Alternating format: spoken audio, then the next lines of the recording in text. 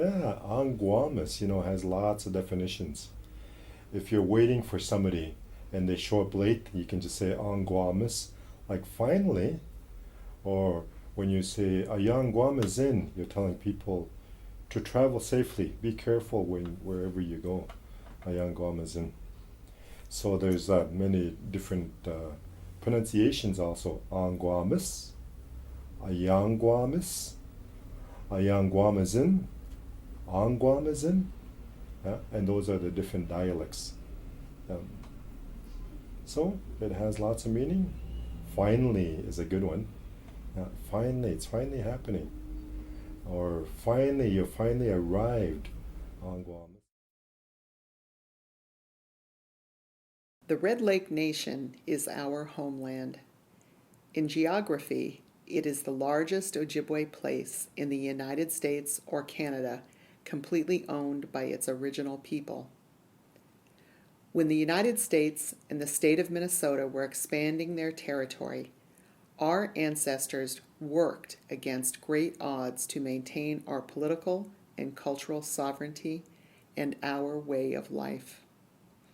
As late as the 1920s, the federal government still planned to allot the Red Lake Reservation, following a devastating policy that had dispossessed other Indians and enriched the United States.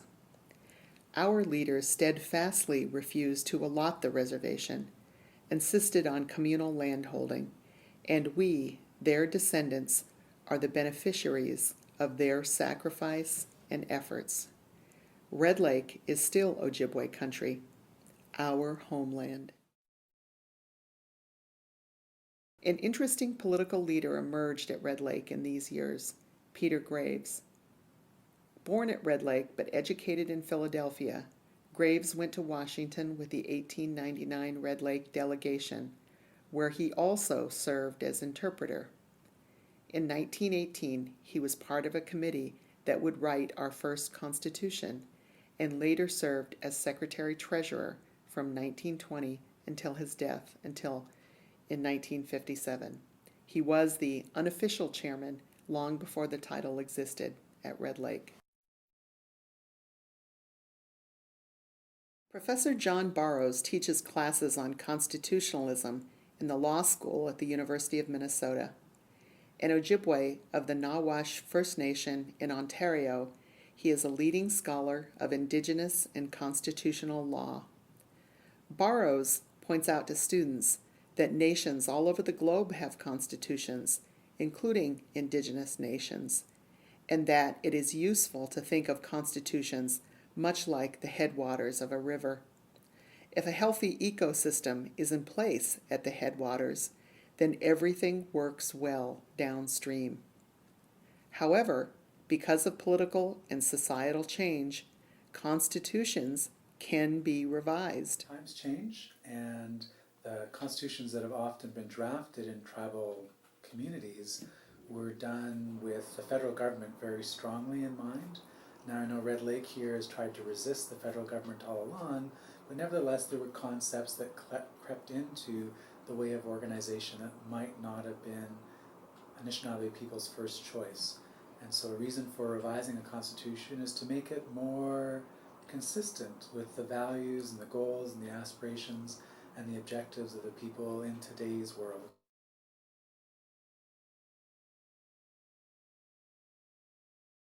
The last time a committee at Red Lake revised our Constitution was in 1958. Tom Kane Jr. is a member of the current Constitutional Reform Initiative at Red Lake, following in the footsteps of his father, who was a member of the 1958 committee and a Panema representative. Kane recalled his father talking for hours at a time with district residents and other Red Lake people in the Ojibwe language. I remember him saying Aangwaamas, and meaning it's time, after, talking, for hours and hours and hours with some of our chiefs and sub-chiefs. And that would be the main word that he would he would come and say as we're driving away. As a 5-year-old boy, Kane often tagged along with his father during home visits, stopping at nearly every household in the Panema district to discuss constitutional issues. It was like it was the highlight of his life. So he had many visitors come to his house to talk politics. Roger Jourdain was one. I remember Steve Kobenes coming. He would come, that's Stephanie's dad, come in his grader. Of course, Roger had been working on the road too, and he would come with his grader and come to visit my dad in Panema when we lived in Panema. And they'd be talking politics for hours and hours. And sometimes very fluent Ojibwe, back and forth. And, you know, it was hard for me to follow what they were saying.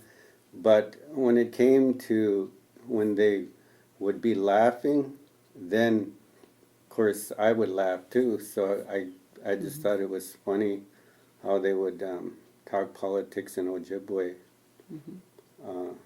It was fascinating to listen to.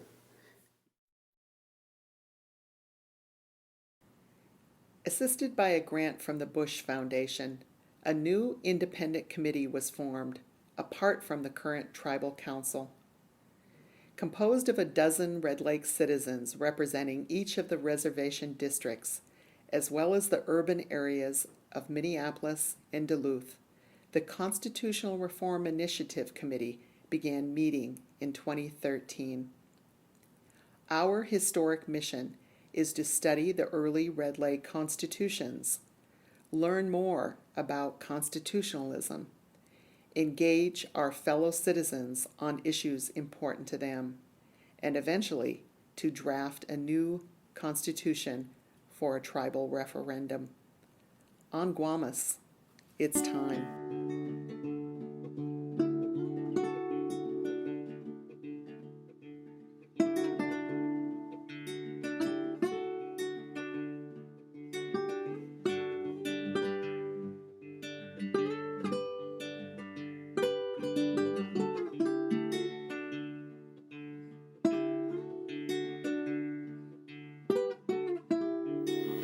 Aangwaamas.